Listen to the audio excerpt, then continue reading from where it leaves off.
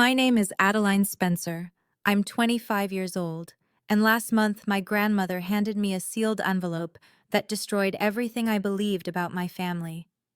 For as long as I can remember, my parents called me adopted in spirit, their way of explaining why my brother got birthday parties while I got chores, why he got a car while I got silence, why he was celebrated, and I was invisible. I believed them. For 25 years, I believed I wasn't really theirs.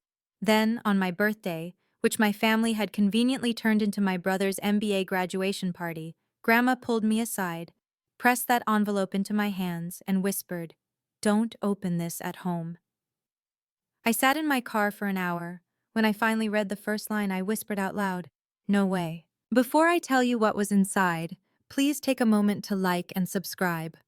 But only if this story genuinely resonates with you. Drop your location and local time in the comments.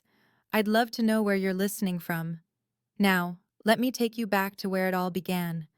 To the first time my father looked at me and said I wasn't really his. I grew up in a colonial-style house in suburban Connecticut. 4 bedrooms, white shutters, a wraparound porch that looked like something out of a magazine.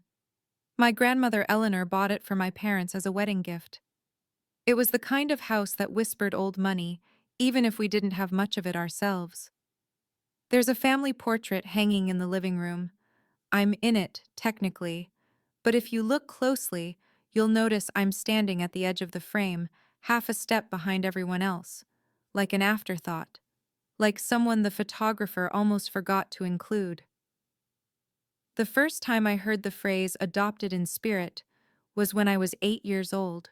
It was a Tuesday. I remember because my birthday had been the Saturday before, except we hadn't celebrated it. My brother Derek had a soccer tournament that weekend, and Dad said his game was a team commitment. My birthday was just a day. Mom promised we'd celebrate the following week. That week never came. So on that Tuesday, sitting at the dinner table, I asked a simple question. Why does Derek get the bigger bedroom?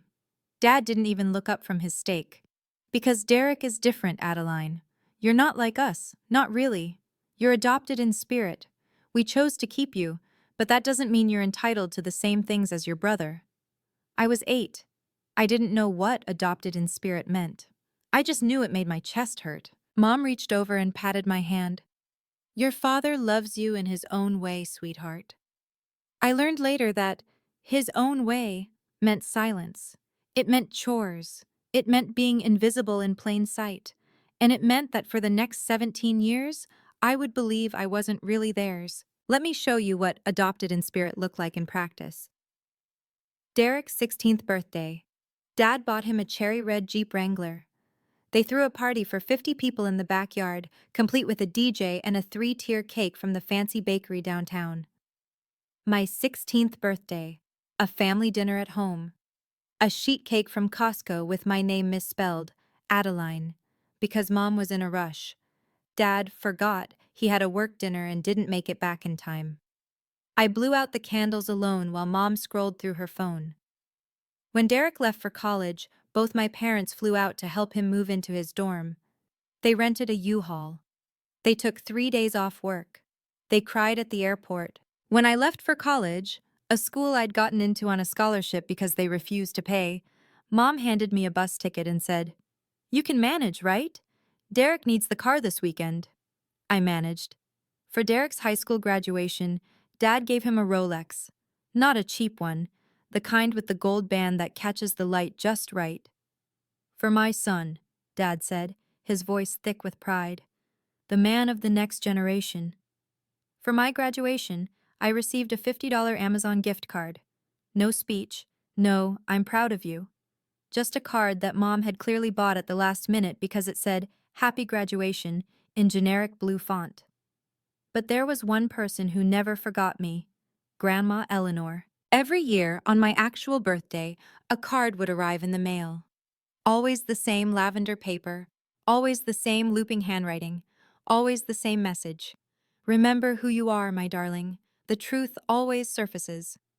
I didn't understand what she meant, not then. Adopted in spirit wasn't just a label, it was a system. When tuition bills came, Dad shook his head. "Real family comes first, Adeline.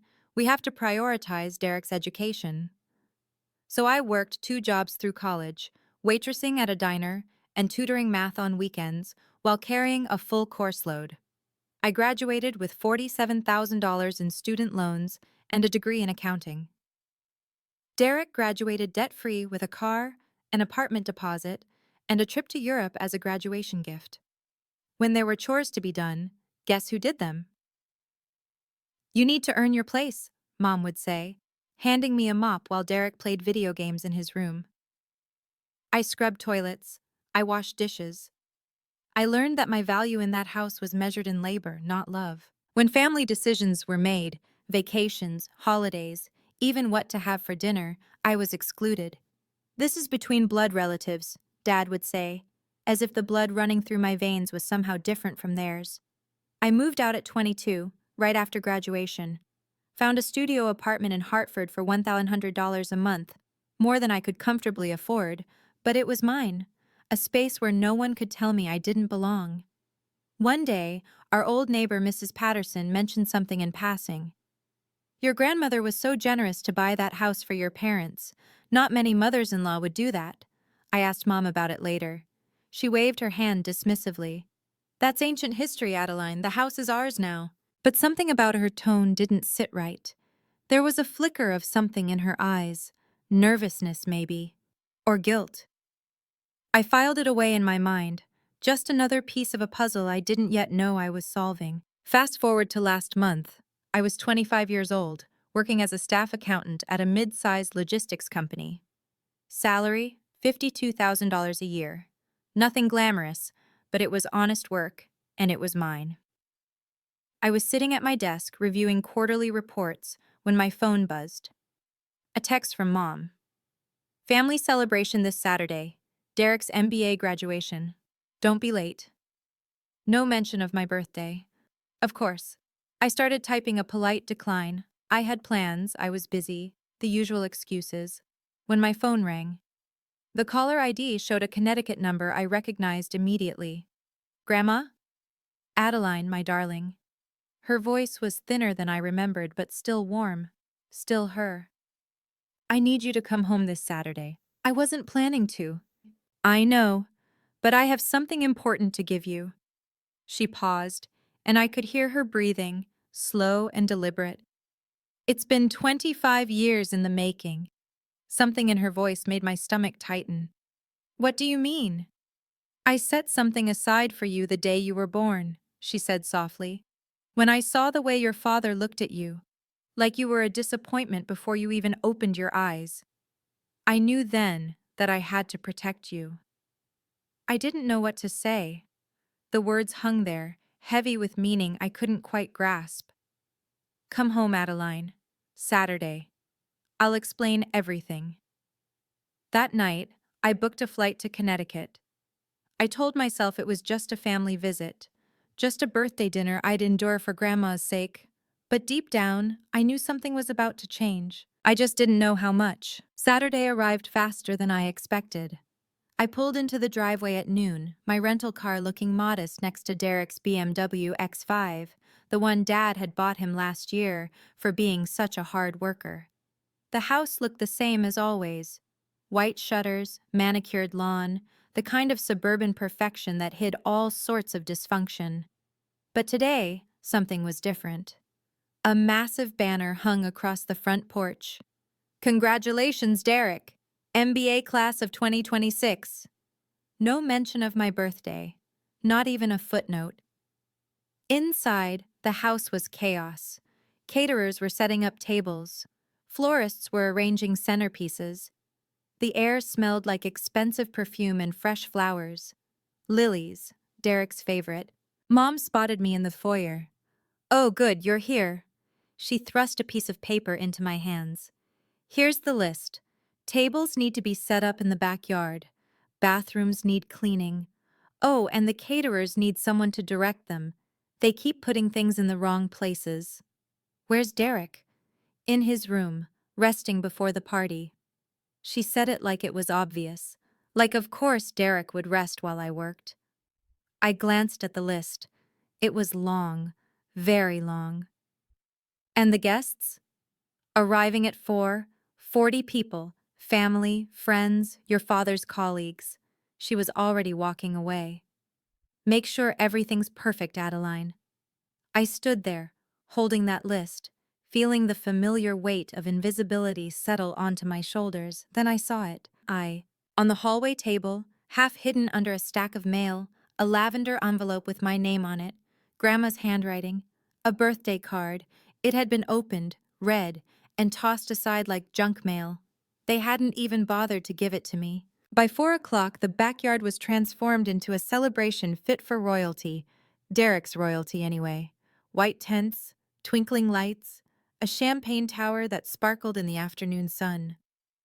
40 guests milled about in designer outfits, laughing and toasting and pretending to care about MBA programs. I stood by the catering table in the same black dress I'd worn to 3 other family events, watching my father command the room. Everyone, everyone! Dad clinked his champagne flute with a fork. The crowd quieted. I want to make a toast to my son, Derek, my legacy, my pride. The guests raised their glasses. Dad's voice swelled with emotion. From the moment Derek was born, I knew he was destined for greatness. He's everything I ever hoped for in a son. Smart, driven, ambitious. And now with his MBA, he's ready to take on the world. Applause. Cheers. Derek stood beside Dad, beaming, wearing a new Ralph Lauren suit that probably cost more than my monthly rent. Not a single word about me. Not even a mention that today was my birthday, too. I tried to disappear into the background, but my Aunt Linda spotted me. Adeline, isn't today your birthday, too? Her voice was loud enough to carry. Dad laughed, a short, dismissive sound. Oh, we don't really count that. She's different. The words hit me like a slap. Aunt Linda's smile faltered. She leaned toward Uncle Robert and whispered something. I caught the words. Poor girl, spiritually adopted. Whatever that means. Across the yard, I saw Grandma Eleanor. She sat alone in a wicker chair, her silver hair catching the sunlight, her eyes tracking everything, watching, waiting. When our eyes met, she gave me a small nod. Just wait, that nod seemed to say. Just wait. Dad wasn't finished. He clinked his glass again, and the crowd fell silent for what he clearly considered his grand announcement. Now, I want to share some exciting news about our family's future. He put his arm around Derek's shoulders. As most of you know, Eleanor, my wonderful mother-in-law, owns this beautiful home. When she eventually passes, God bless her, we plan to sell the property and use the proceeds to fund Derek's first business venture. Derek nodded like this was already a done deal. Some guests murmured their approval. I felt something crack inside me.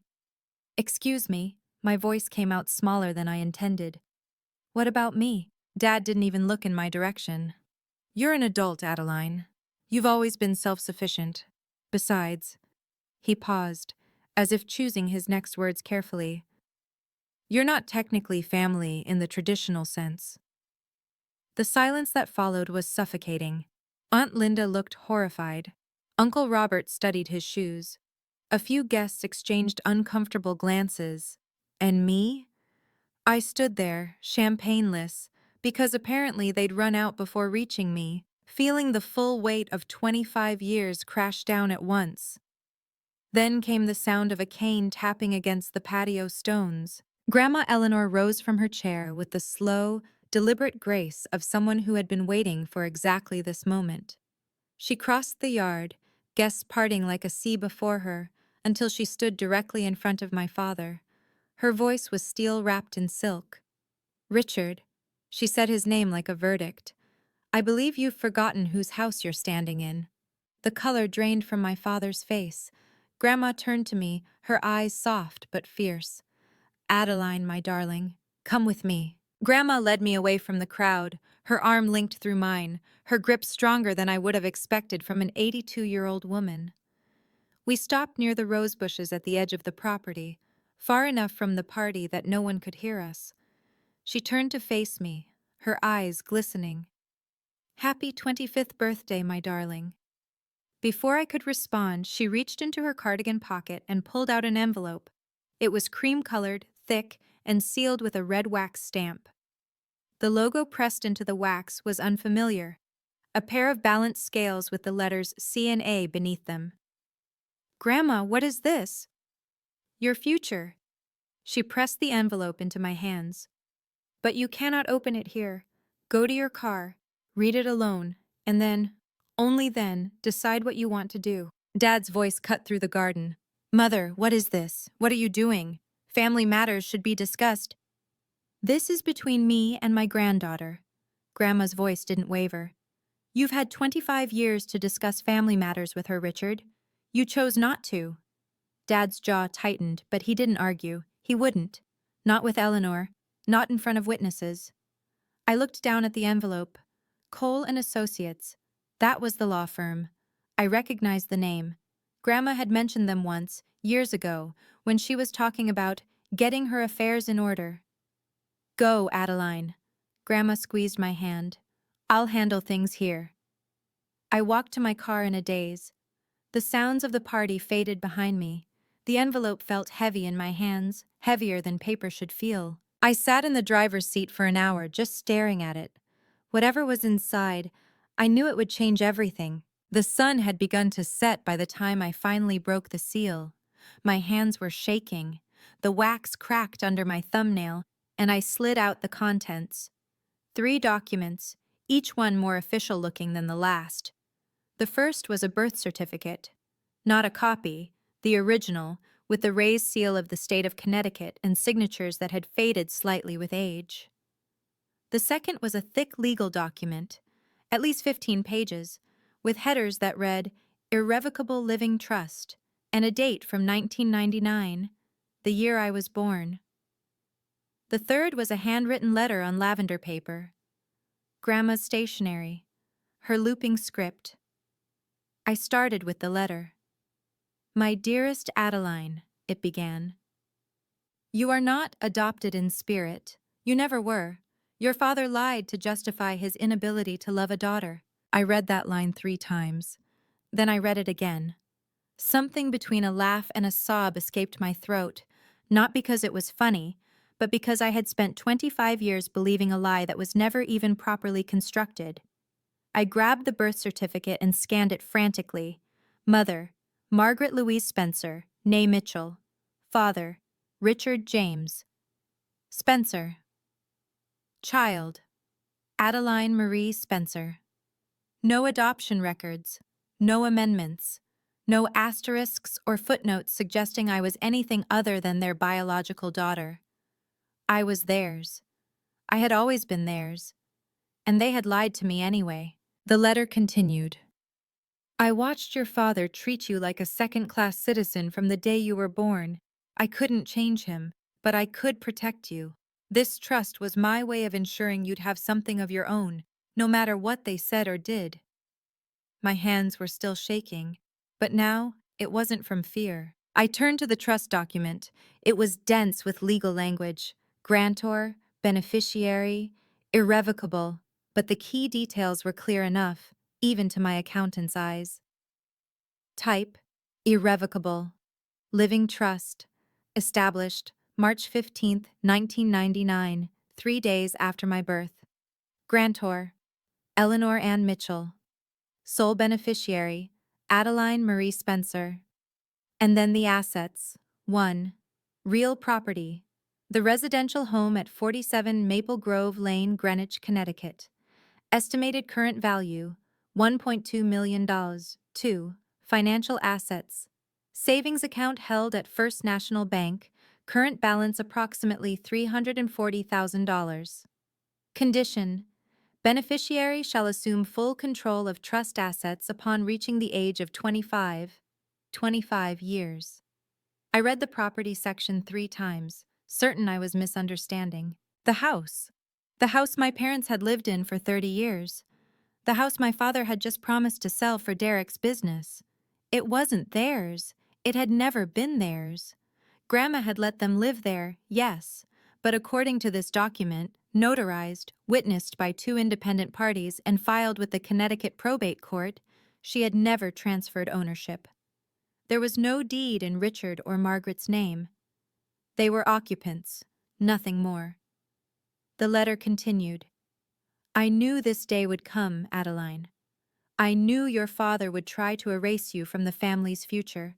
So I made sure, 25 years ago, that no matter what he did or said, you would have something that was entirely your own, something he could never take from you. I sat in my car as the last light faded from the sky. The documents spread across my lap.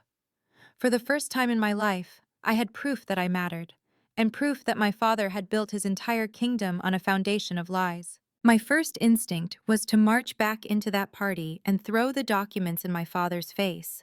I imagined it, the gasps, the chaos, the look of horror on Dad's face as 40 guests watched his carefully constructed lies crumble. It would have been satisfying, cathartic even. But that would have been his game. Drama, emotional explosions, the kind of scene he could later dismiss as Adeline being hysterical. No, I wanted this to be different. I pulled out my phone and dialed the number printed on the trust document's letterhead. Cole and Associates, how may I direct your call? I need to speak with Martin Cole. My name is Adeline Spencer. I believe he's expecting me. A pause. Then, one moment, Ms. Spencer. 30 seconds later, a warm baritone voice came on the line. Adeline, your grandmother told me you'd be calling. Mr. Cole, I need to understand. Is this real? Is this trust enforceable? Completely. Your grandmother was meticulous. The trust has been properly maintained for 25 years. As of today, your birthday, you have full authority over all assets contained within, including the property. My heart hammered. My parents don't know, do they? They know Eleanor set aside something for you. They assumed it was a small inheritance, a gesture. He paused. They have no idea about the house.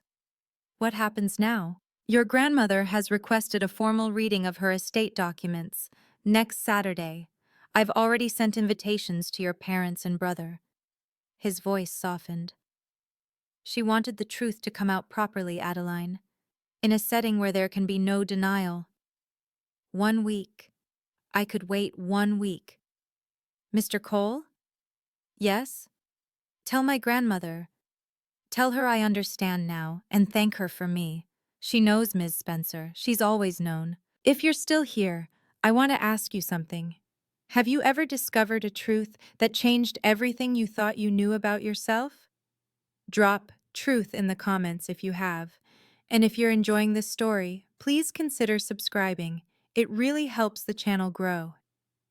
Now, back to the week that changed my life. The call started Monday morning. Dad was first. Adeline, we need you back this weekend. Your grandmother is getting her affairs in order, and the house needs to be prepared. Prepared for what? For after. His voice was impatient. She's not going to live forever. We need to make sure everything transitions smoothly. Translation. He wanted to make sure the house was ready to sell the moment Grandma was gone. Then came Mom's call on Tuesday. Your father is under a lot of stress about the estate, sweetheart. Maybe you could come help? Be a good daughter? Be a good daughter. The phrase made my stomach turn. Wednesday brought a text from Derek.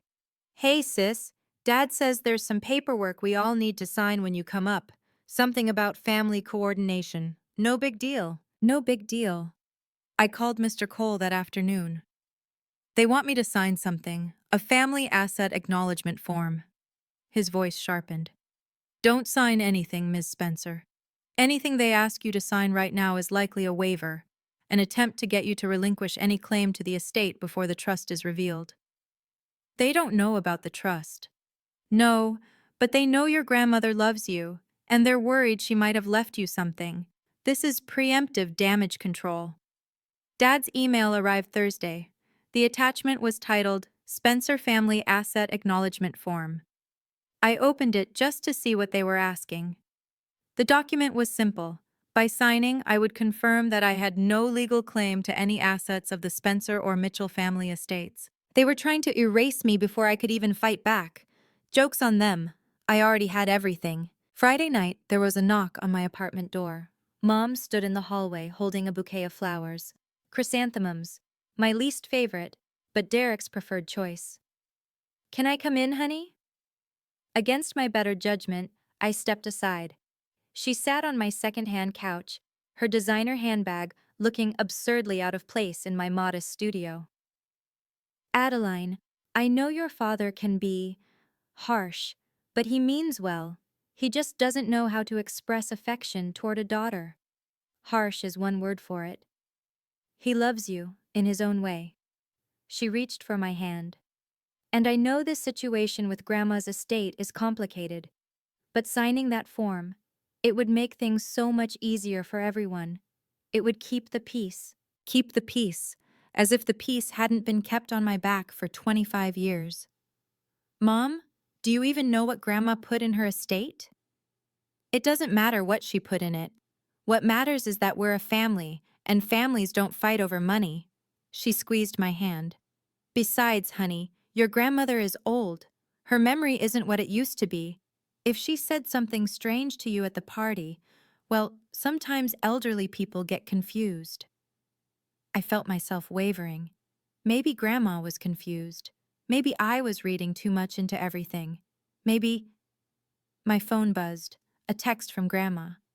They will try to make you doubt. Don't. I've waited 25 years for this moment. So have you. I looked at my mother, at her perfectly applied makeup, her practiced concern, her flowers that weren't even for me. I'm not signing anything, Mom. Her mask slipped, just for a second. Then she collected her bag and left without another word. The night before the reading, I couldn't sleep. I lay in bed, staring at the ceiling, the trust documents spread across my nightstand, like evidence in a trial. Every time I closed my eyes, I saw my father's face, not angry, but dismissive, the same look he'd given me my entire life. You're not really family, so why do you care? Those words had haunted me for years. Every time I tried to speak up, every time I tried to assert myself, they'd echo in my head, making me shrink back into silence. But tonight, something was different. I got up and walked to my closet, pushed past the worn dresses and faded sweaters until I found it. A navy blue suit I'd bought 6 months ago for a job interview. I'd been too scared to attend. Tag still on, never worn. I'd bought it with my own money. Money I'd earned from work that I'd done, in a career I'd built without their help or support. I removed the tags and hung the suit on my door. Tomorrow, I wasn't walking into that room as the forgotten daughter. I wasn't going to ask permission to exist. I wasn't going to beg for a seat at a table that was never meant for me. Tomorrow I was going to sit at a table of my own making. I thought about all the times I'd tried to earn their love, the perfect grades, the quiet obedience, the years of believing that if I just tried harder, they'd finally see me. None of it had worked. Because the problem was never me. It was them. I fell asleep sometime after midnight, and for the first time in weeks I didn't dream about being invisible. I dreamed about standing in the light. Saturday morning, 9 a.m., the offices of Cole and Associates occupied the top floor of a glass building in downtown Hartford, all polished wood and leather chairs and windows that overlooked the Connecticut River. Martin Cole was exactly what I'd expected. Silver-haired, sharp-eyed, with the calm demeanor of a man who had seen 1,000 family disputes and knew exactly how this one would end. Ms. Spencer, he shook my hand warmly. Your grandmother speaks very highly of you. Is she here? No. She's not feeling well enough to attend in person, but she's authorized me to act on her behalf. He gestured to a chair. Before your family arrives, I want to make sure you understand what's about to happen. He slid a folder across the desk. Inside was a copy of the deed to the house, the original deed from 1994. Owner, Eleanor Ann Mitchell.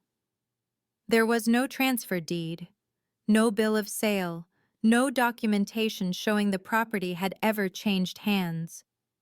Your parents have been living in that house for 30 years, Martin said, but they've never owned it. Your grandmother allowed them to stay, But she deliberately kept the title in her name. She never trusted your father to do right by you. I stared at the paper. And they don't know? They believe Eleanor gave them the house verbally, as a wedding gift. But without a deed transfer, a verbal agreement means nothing. He folded his hands. Legally, they're tenants. Tenants without a lease. The conference room suddenly felt smaller. Ms. Spencer, Martin said gently, you don't have to say anything dramatic today. The documents will speak for themselves. I nodded. Outside, I heard the elevator ding. They were here. My father entered the conference room like he owned the place. He was wearing his best charcoal suit, Tom Ford, if I had to guess, with a silk tie and polished Oxfords. Mom followed behind him in a cream-colored dress, her pearls perfectly aligned. Derek brought up the rear, casual in khakis and a blazer, already looking bored. None of them acknowledged me. Martin! Dad extended his hand to the lawyer with practiced warmth. Good to see you. Let's get this formality over with, shall we? We all know how Eleanor wanted things handled. Martin's expression remained neutral. Please have a seat. They arranged themselves at the table. Dad at the head, naturally, with Mom and Derek flanking him like attendants at a throne. I sat across from them, my folder resting on my lap where they couldn't see it. Mom offered me a thin smile. I'm glad you're here, Adeline. Families should be together at times like this. Dad was already checking his watch, a Rolex, the same model he'd given Derek years ago. The ticking was the only sound in the room. So, Dad said, leaning back in his chair, what are we looking at? The house? The savings? Standard distribution, I assume? Derek pulled out his phone. Hey, Dad, if we sell the house this quarter, I could have the down payment for the new office space by... Let's not get ahead of ourselves. But Dad was smiling. He thought this was a done deal. I looked at Martin. He looked at me. The documents were in my folder. The truth was about to come out. Mr. Cole, I said quietly, I think we should begin. Martin nodded. Very well. Let's proceed with the reading of Eleanor Mitchell's estate documents. Dad's smile widened. It wouldn't last. Martin opened his own folder and began to read. The estate of Eleanor Ann Mitchell consists of the following assets. 1.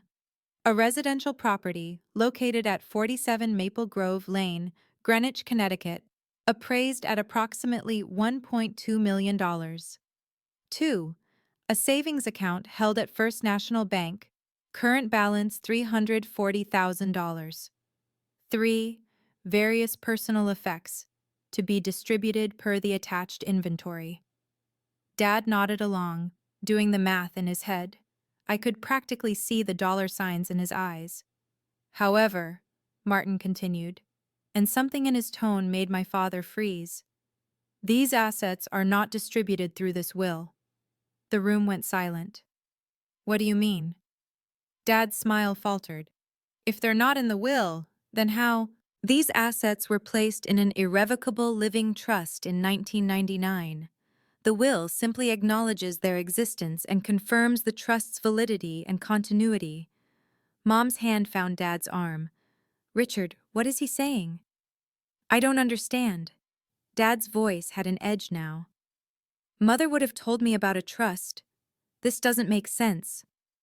Derek looked up from his phone for the first time. Wait, so if it's in a trust, who's the beneficiary? Martin removed his glasses, cleaned them slowly, and set them back on his nose. That's an excellent question, Mr. Spencer. He turned to me. Ms. Spencer, would you like to explain, or shall I?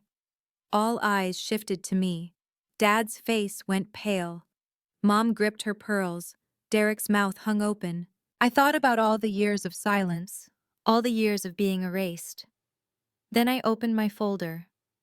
I'll explain, I said. I think it's time. I stood slowly, the folder in my hands feeling lighter than it had any right to. The sole beneficiary of Grandma Eleanor's irrevocable living trust, I said, is me, Adeline Spencer. It was established the day I was born. For a moment, no one moved. Then Dad shot to his feet, his chair scraping against the floor. That's impossible. My mother-in-law would never, she wouldn't. She did. I handed the trust document to Martin, who fed it into the projector.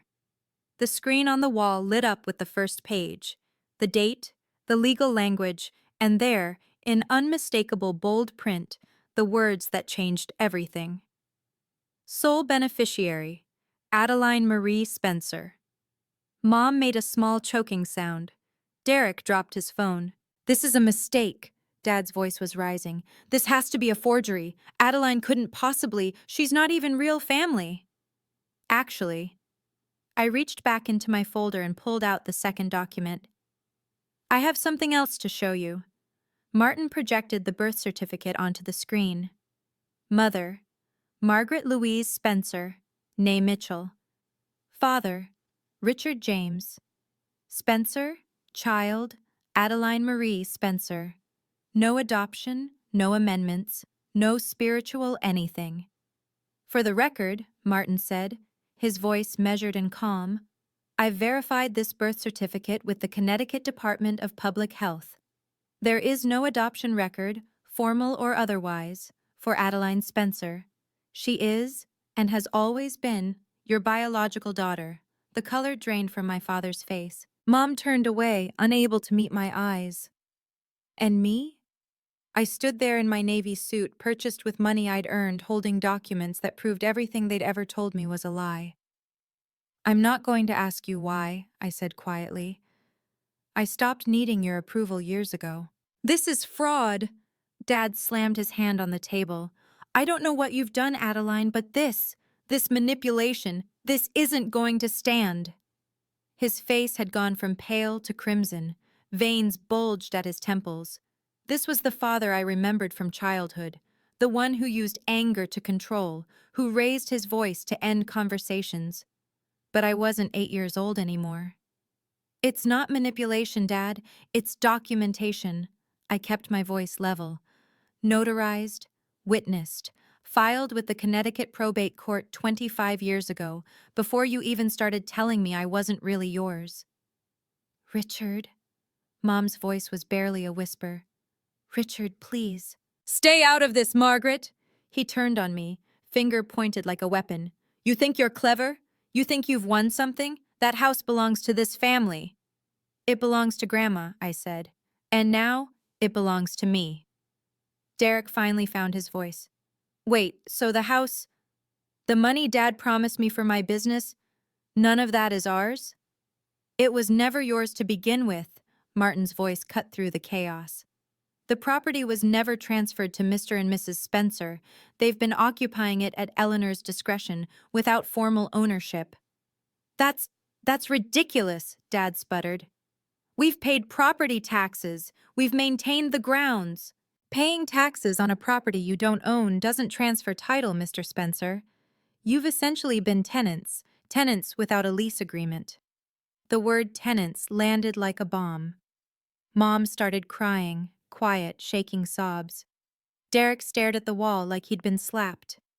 And Dad looked at me with an expression I'd never seen before. Fear. For the first time in my life, my father was afraid of me. Martin continued, his voice steady and professional. As per the trust terms, Ms. Spencer now has full control over all assets, including the residential property. The current occupants, Mr. and Mrs. Spencer, have been residing there without a formal lease or ownership agreement. You can't kick us out, Dad's voice cracked. We've lived there for 30 years. Everything we have is in that house. Actually, sir, Ms. Spencer has the legal right to do exactly that. The property was never transferred. You've been occupying it at Eleanor's discretion, and now at Adeline's. Derek stood up so fast his chair fell over.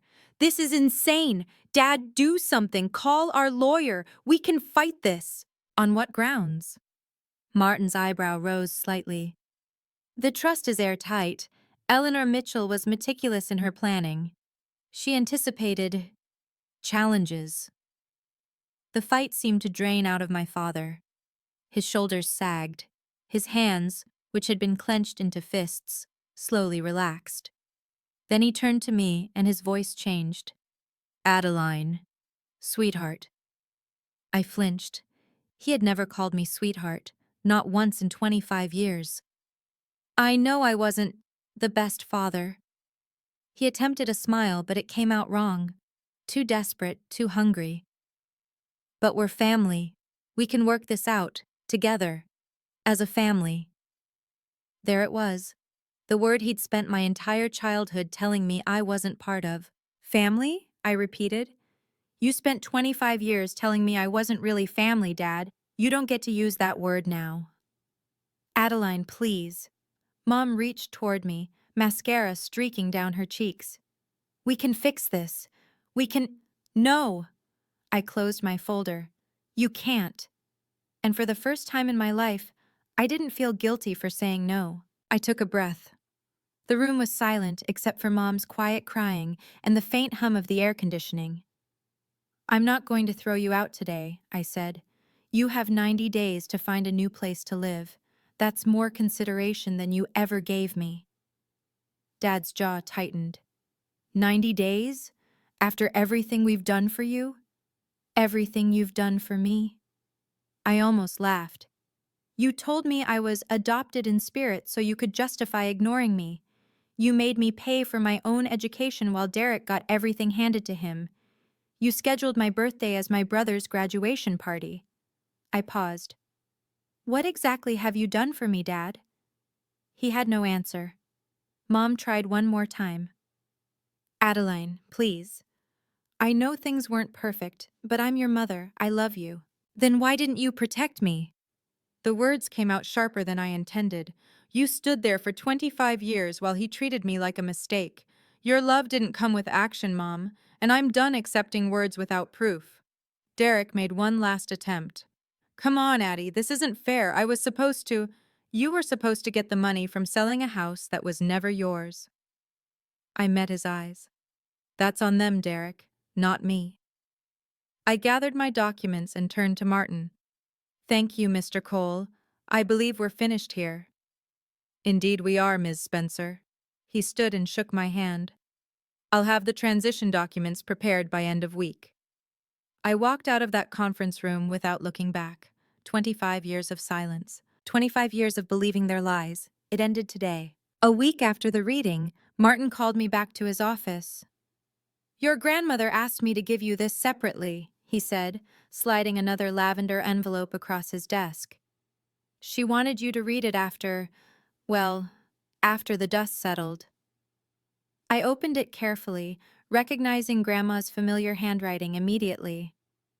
My dearest Adeline, if you're reading this, then the truth is finally out. I imagine your father didn't take it well.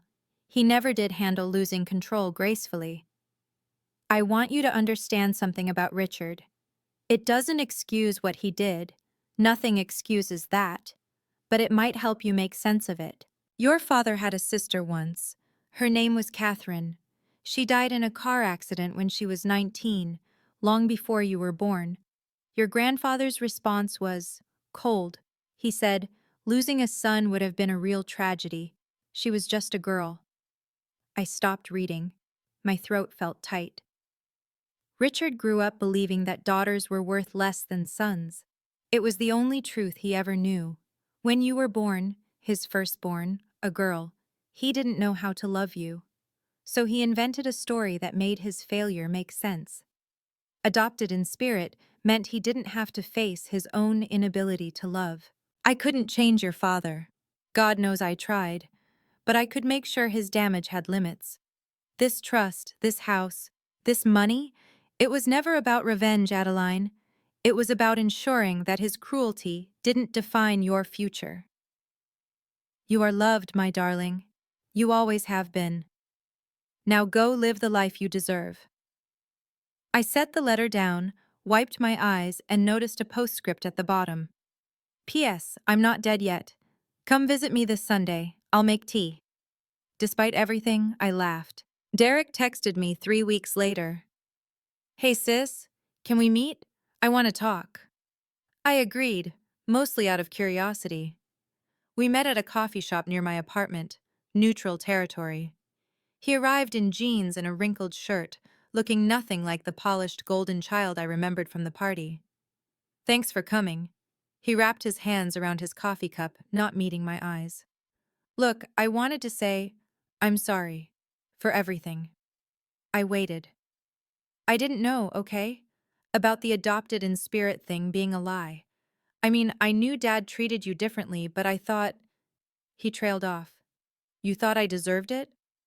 No, I didn't think about it, I guess. It was easier not to. That at least sounded like the truth. Anyway, he cleared his throat. I was thinking, maybe we could work something out. Like, you could keep the house, obviously, but maybe, I don't know, a small loan for the business? I'll pay you back, I swear. And there it was. The apology that wasn't an apology. The reconciliation that was really a transaction. Derek, I set down my cup. If you ever genuinely want to rebuild a relationship, not as a deal, not as a transaction, you know where to find me. But that starts with you acknowledging what happened, really acknowledging it, not asking for money. His face fell. Come on, Addie. We're still family, right? What's a little help between siblings? We're siblings who barely know each other because your father taught you I didn't matter. I stood up. When you're ready to change that, really change it, call me. Until then, I think we're done here. I left him sitting there with his cold coffee and his unlearned lessons. Some people take longer to grow up than others. 90 days passed faster than I expected.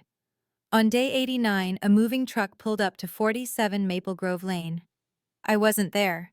I didn't need to be. But the neighbor, Mrs. Patterson, called to tell me about it. Your parents are loading everything into boxes, she said. Your mother's been crying all morning. Your father won't talk to anyone. They moved into a 2-bedroom apartment in downtown Hartford. Rent, $1,800 a month. A far cry from the 4-bedroom colonial they'd called home for 3 decades. Derek's business plans collapsed without the promised capital.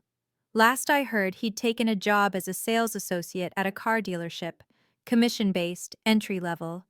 The BMW was repossessed 2 months later. As for me, I kept the house. I walked through the rooms where I'd once felt invisible and decided to make them mine. New paint on the walls, new furniture. The family portrait came down. In its place, I hung a photo of me and Grandma Eleanor, taken the Sunday after the reading, both of us laughing over tea.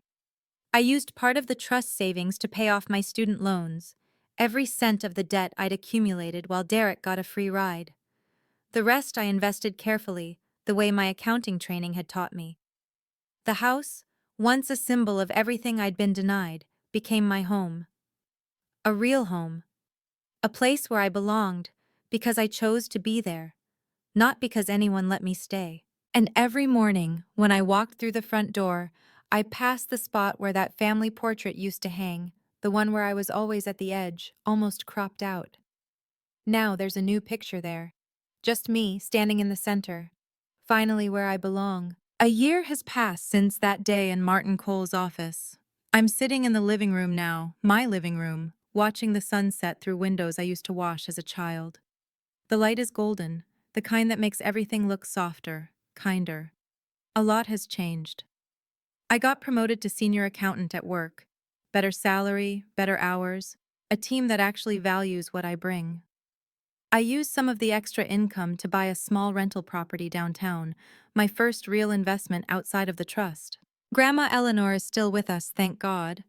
Her health isn't perfect, but she's stubborn in the best way. We have tea every Sunday now, a tradition that started after the reading and hasn't stopped since. She tells me stories about my mother's childhood, about the woman Margaret used to be before she married my father. I'm not sure what to do with those stories yet, but I'm holding on to them. My parents haven't called. I'm okay with that. Derek texts occasionally. Surface-level stuff. Nothing deep. How are you? Happy holidays. Saw your photo on Facebook. I respond politely but don't engage much. The door isn't closed exactly. It's just not wide open. The person I was a year ago, the one who cleaned bathrooms at her own birthday party while her brother played video games, feels like a stranger now. Not because I've become someone entirely different, but because I finally stopped apologizing for existing. I used to dream about the day my father would tell me he loved me.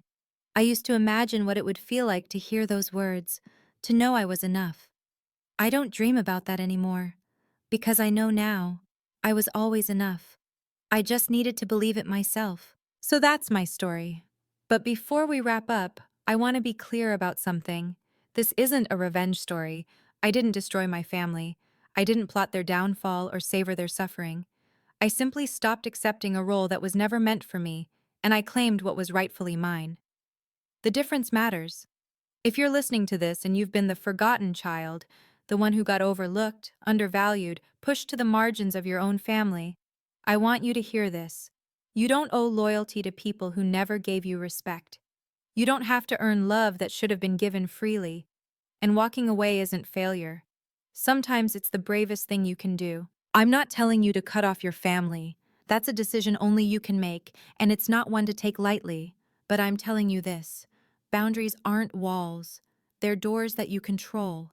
You decide who gets in. You decide how far. The best revenge, if you can even call it that, isn't making others suffer. It's building a life so full, so rich, so entirely your own, that their absence becomes a footnote rather than a headline. You are not what they called you. You are not the role they assigned you. You are not the space they tried to shrink you into. You are whoever you decide to be. I spent 25 years waiting for my father to see me. 25 years trying to prove I deserved a seat at his table. Now I have my own table. And there's plenty of room for people who actually want to be there. That's the only kind of family worth having. Before I go, let me tell you where everyone is now. Grandma Eleanor is doing better than her doctors expected.